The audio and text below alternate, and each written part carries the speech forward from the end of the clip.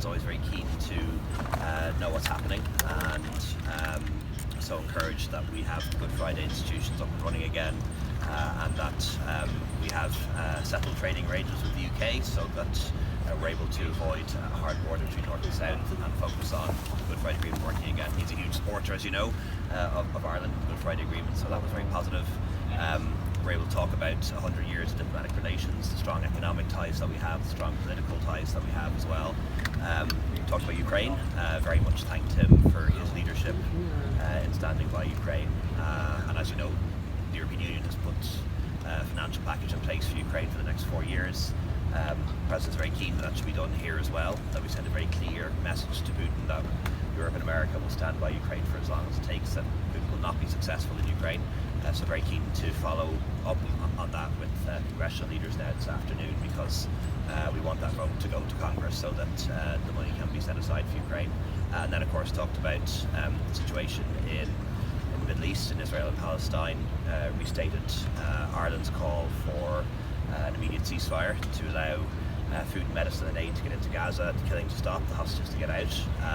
And the President filled me in on the efforts that the Americans are making, that the American administration is making with Arab partners and other countries in the region to try to get to the point where we have a humanitarian ceasefire. And I know the White House and the President is working very hard on that, and believes that if we can secure a humanitarian ceasefire even for a few weeks to allow for hostages to be released and prisoners to be exchanged, that could be possible to build on that to something more permanent. And I think there really is an opportunity that something good could come out of all the horror that we've seen in the past few months, and that possibility of a comprehensive peace between Israel and its Arab neighbours and a two-state solution. So very useful meeting in that sense. What discussion did you have about preconditions for a ceasefire, and what common ground or disunity was there on that? Well, you know, I suppose I wouldn't be right for me to go into too much detail on that, because obviously aspects of the conversation were confidential, but I think it's fair to say that the US is working very hard, particularly with other countries and Arab countries in the region, to try to put in place a ceasefire for a number of weeks over the Ramadan period that will be linked obviously to hostages being released and also some prisoner exchanges, but a strong hope and belief that if that can be achieved, that there is the possibility then of something more permanent. And I know the US is using its influence on Israel to push that forward. Do you agree with hostage release as the precondition? Look, it's not really for me to get into the conditions of a ceasefire. All that I want and all Ireland wants is that this should happen immediately, because the humanitarian situation in Gaza really is catastrophic. Taoiseach, did you ask him about the military aid that the US provides to Israel?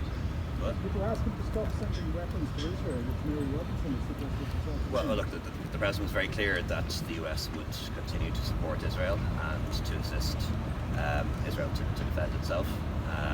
So I don't think that's going to change.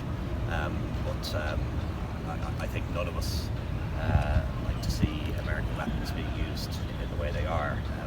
The way they're being used at the moment is not self-defense. You're going to cut it. Did you raise that with him, or did you just expect it to be the given line that we have already?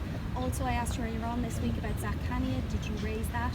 And lastly, domestic issue, we have had more people, 10 people arrested on drugs related charges in Ireland today.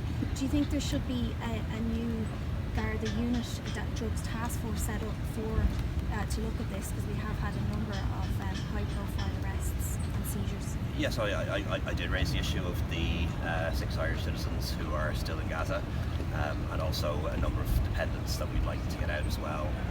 That is largely though a matter for the Israeli and Egyptian authorities. They're the ones who control the borders, but yes, that was raised.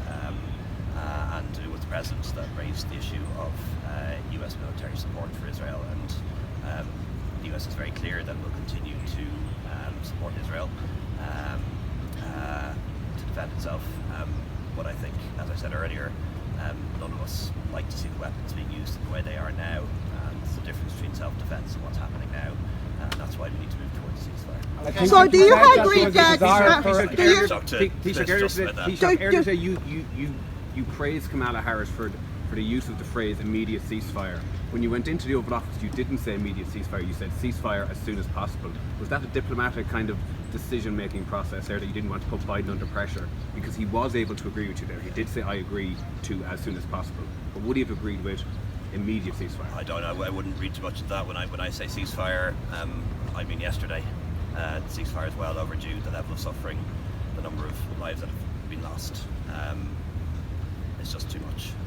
But a ceasefire has to be on both sides. It has to be Hamas as well as Israel. So do you agree with If we can have you all step back, please, behind the rope. We don't want to get.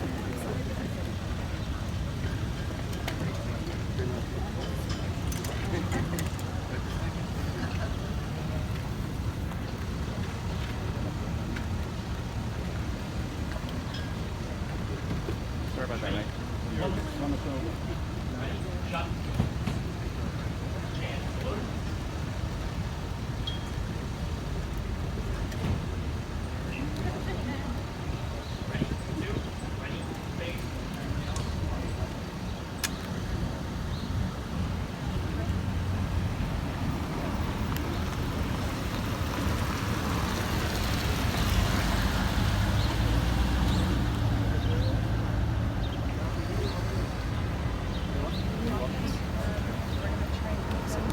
Exit as soon as we can move it.